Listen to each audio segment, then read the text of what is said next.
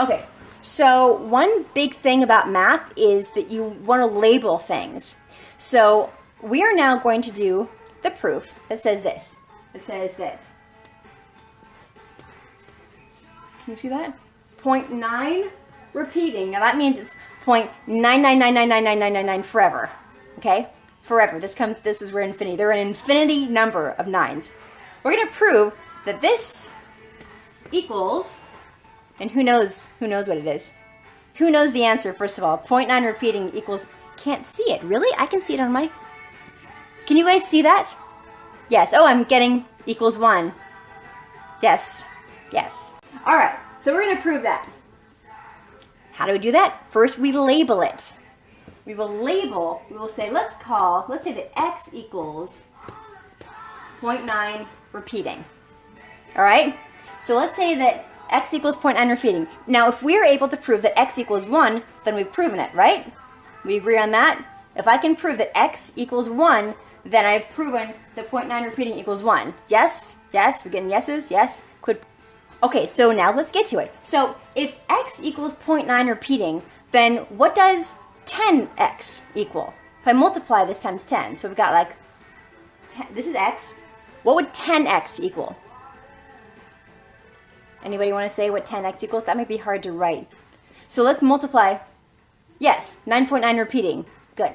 So 10x equals, so you just move the decimal place over 1, 9.9 repeating. Now, if we also, so we have, let's do this. So we've got this equation, and then this other equation up here, which is just how we defined x. We can write that right underneath it. We can say, we can just write these two true statements here.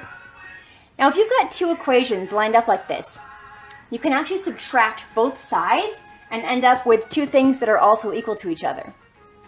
For example, if you have like something over here that equals 8 and something over here that equals 8, and over here you've got two things that equal 2, because they have to equal each other, right? Then you subtract down, you get 6 and 6.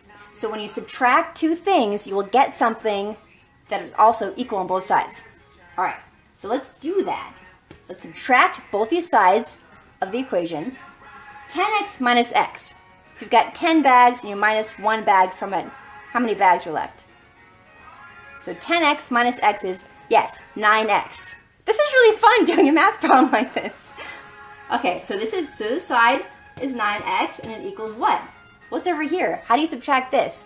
Well, like any subtraction problem, the decimal parts over here you subtract first, and 0.9 repeating minus 0.9 repeating is 0. So this goes away, and 9 minus 0 is 9. You guys with me so far? Yes? So now we have 9x equals 9. And now, all you do is you divide both sides by 9. And what do we get? It's just lined up. X equals 1, that's right. The 9's cross off, we get x equals, and this reduces to 1. And we said that if we proved that x equals 1, because we already said this, we started off with that, then we've now proven that 0.9 repeating equals 1. Pretty cool. Now there are a lot of people who get really angry about this. They'll say, but it's just really close to 1, but it's not actually 1. And the trick, of course, is that it's forever 9s. It's not like a billion 9s, because that would be almost 1, but not quite. This is actually forever 9s. So that's the proof.